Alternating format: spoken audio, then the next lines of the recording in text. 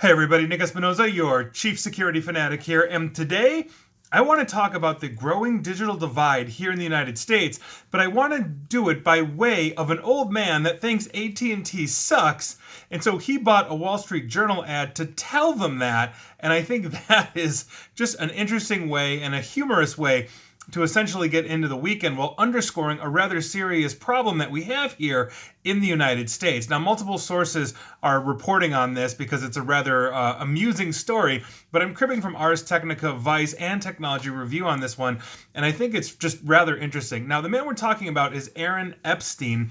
He is 90 years old, and he was so pissed off by his 3 megabit, which is crazy slow, internet plan that he took out a Wall Street Journal ad in February 3rd's print edition in order to post an open letter to AT&T CEO John Stankey. Now, he's been an AT&T customer since 1960, although he has said in interviews that his family has been using them originally as Pacific Bell since 1930. So this dude goes way back. Now, Epstein paid $1,100 US to run the ad for a single day in both the Manhattan and Dallas print editions of the Wall Street Journal. The digital version of the Wall Street Journal's print edition, which is available online to its subscribers, shows that his ad ran on page A7 and took up the bottom left quarter of the page. So he basically paid $1,100 for a quarter ad. Now, he chose the Manhattan edition to reach AT&T investors who might want to pressure AT&T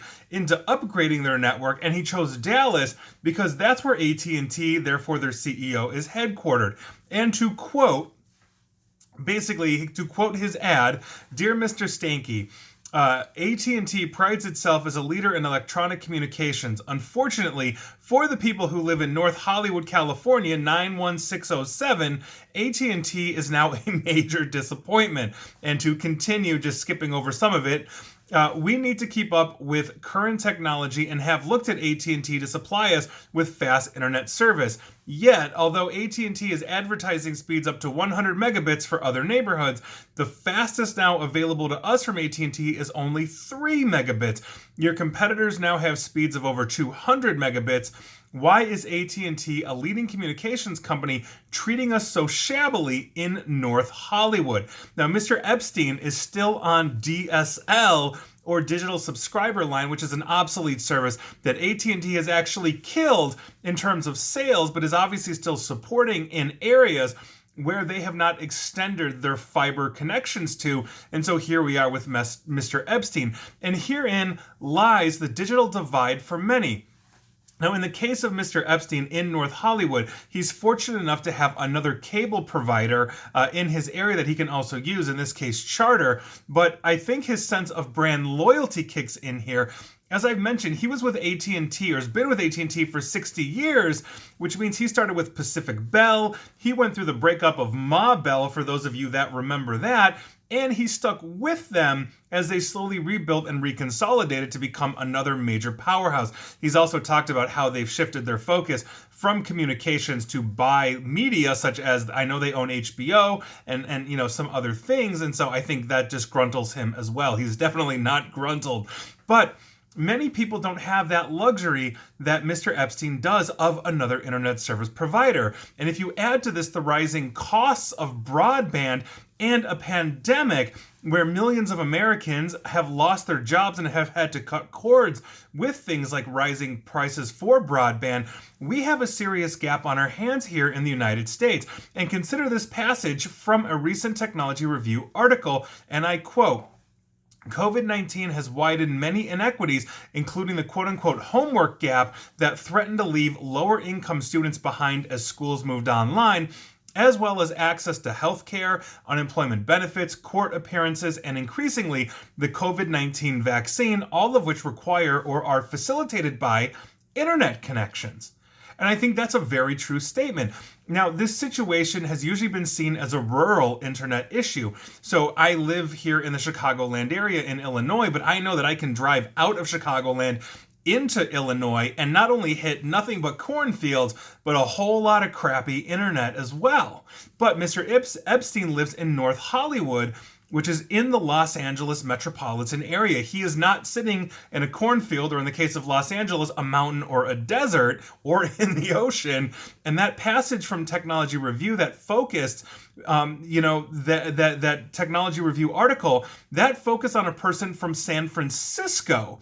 Basically in San Francisco, which is a major tech hub that is home to Twitter and other major social media providers. And so that's obviously a huge issue. That guy sitting in the Tenderloin district, which is considered one of the poorer districts of the San Francisco area. And I think the problem that we have here is that we haven't treated the internet as an essential utility in the same way that we've treated a regular phone line or electricity or water or even sewage, because most of us are plumbing the crap right out of our houses, as we all should and we all want to.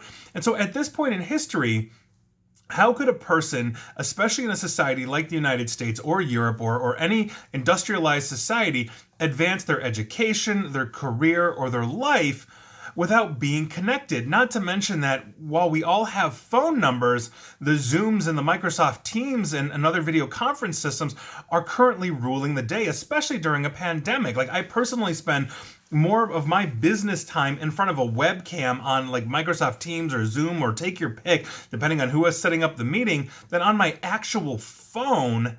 And that margin keeps on growing. I receive a lot of phone calls about upgrading my car's extended warranty or whatever, but I get very few calls that are regarding business unless I know they're going to be calling me directly. Most people say, hey, get on a Teams meeting and we'll discuss whatever the situation is, et cetera, et cetera.